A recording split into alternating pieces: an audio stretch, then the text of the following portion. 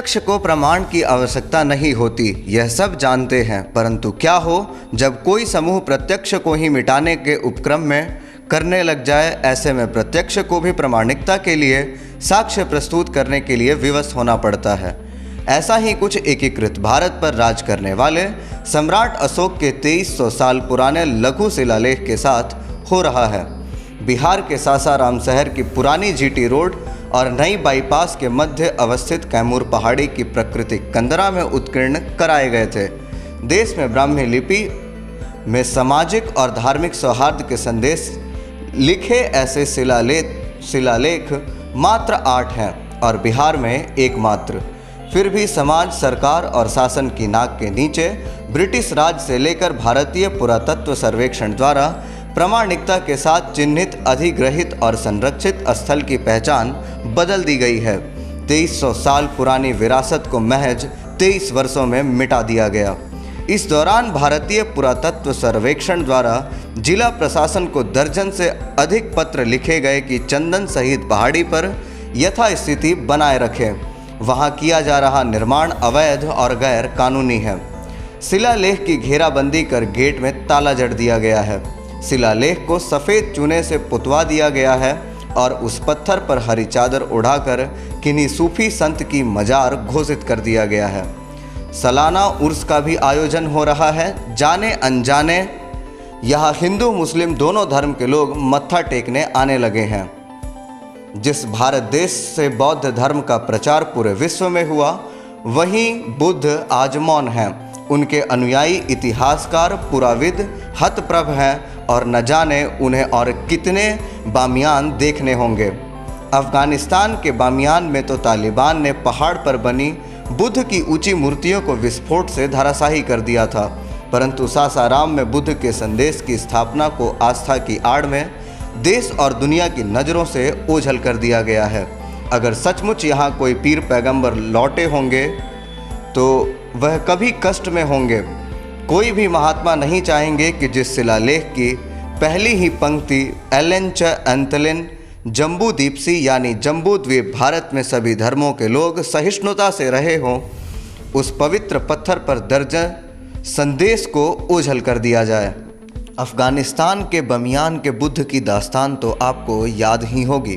कभी वहाँ दुनिया में बुद्ध की सबसे ऊंची प्रतिमा थी।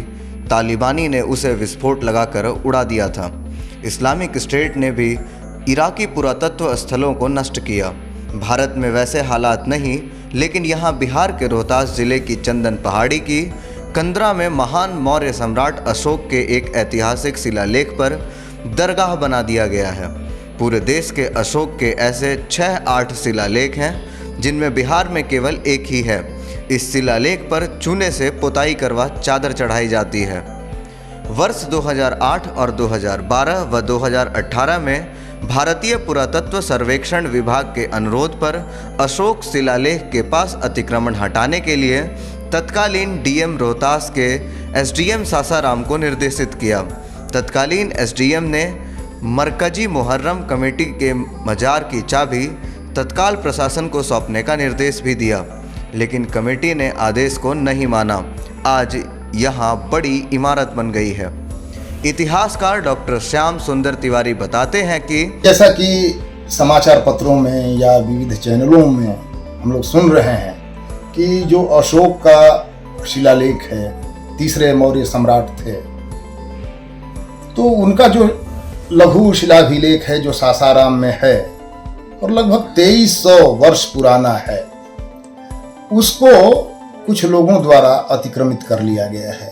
वहाँ पर एक मजबूत लोहे का गेट लगा दिया गया है, ताला बंद कर दिया गया है, जबकि वह धरोहर संरक्षित थी भारतीय पुरातत्व संरक्षण विभाग से।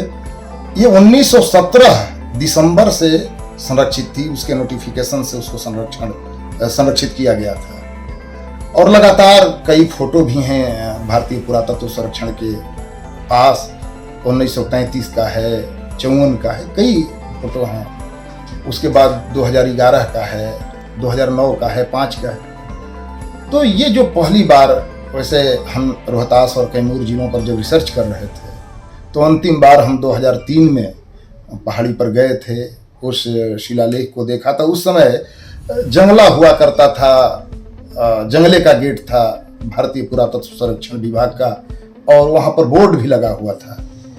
लेकिन उसके बाद हम नहीं गए हैं, तब उस समय शिलालेख विधिवत दिखाई पड़ता था। लेकिन आज के समय में जैसा कि हमको सुनने को मिल रहा है कि मजार का शक्ल ले लिया है, तो ये तो बहुत दुखद बात है। देखिए, पुरातत्व के संरक्षक जो थे यहाँ पर, ये सबसे पहले खबर आई थी 2005 में। यहाँ के समाचार पत्रों ने उस समय छापा था कि अतिक्रमित करने का प्रयास हो रहा है।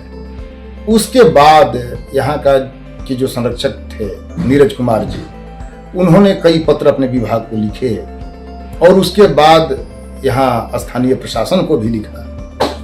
लेकिन क्या हुआ उसके बाद, क्योंकि जब अनुपम कुमार जी रोहतास के जिलाधिकारी थे 2009-10 में, उस समय एक बैठक बुलाई गई थी सासाराम के गण्यमान्य लोगों की और बुद्धिजीवियों की। सबने उस बैठक में स्वीकार किया था कि नहीं, यह जो संरक्षित धरोहर है इसको संरक्षण प्रदान होना चाहिए, यह बची रहनी चाहिए। जैसा कि जानकारी आप लोग के माध्यम से, मीडिया के माध्यम से मिले, कुछ दिन पहले से लगभग एक पत्राचार हुआ, जैसे मेरा पदस्थापन 2 साल का है। कभी एएसआई की ओर से ऐसा कोई कोऑर्डिनेशन नहीं मांगा कि मेरा ये है चीज़, चाहे वहाँ शिलालेख है उस आधार पे। लेकिन आप लोग के माध्यम से जो जानकारी मिली है डीएम सर के संज्ञान में भी है, और हम लोग उसको जस्ट ये इलेक्शन या दशहरा के बाद हम लोग इस पर पहल करेंगे। और एएसआई जो भी हम लोग से मदद चाहेगा या जो भी, तो 20 बजे तो कभी जैसे आप मिल रहे हो तो कभी उन्होंने नहीं मिल रहा लेटर करके पहले हो सकता है डीएम, पिछले डीएम सर के उसके पहले कोई पहल हुई होगी उस आधार पे। तो हम इसको परसू करेंगे, डीएम सर का संज्ञान में देंगे, डीएम साहब का स्तर पर मीटिंग करा के जो भी उनको मदद चाहिए एएसआई को हम देंगे। ईसा पूर्व 256 ईस्वी में देश भर में 8 स्थानों पर तीसरे मौर्य सम्राट अशोक ने लघु शिलालेख लगवाए थे। इनमें से एक सासाराम की चंदन पहाड़ी पर है, जहां अब मजार बना दिया गया है। बताया कि कलिंग विजय के युद्ध में हुए रक्तपात से विचलित होकर बुद्ध की शरण में आए सम्राट अशोक ने बौद्ध धर्म के संदेशों के प्रचार प्रसार के लिए जगह जगह ऐसे शिलालेख खुदवाए थे। उस कालखंड में आम जन की लिपि ब्राह्मी थी, इस कारण संदेश इसी लिपि में उत्कीर्ण करवाए ताकि अधिक से अधिक लोग इन्हें पढ़कर आत्मसात कर सके। रोहतास से विकास चंदन की रिपोर्ट।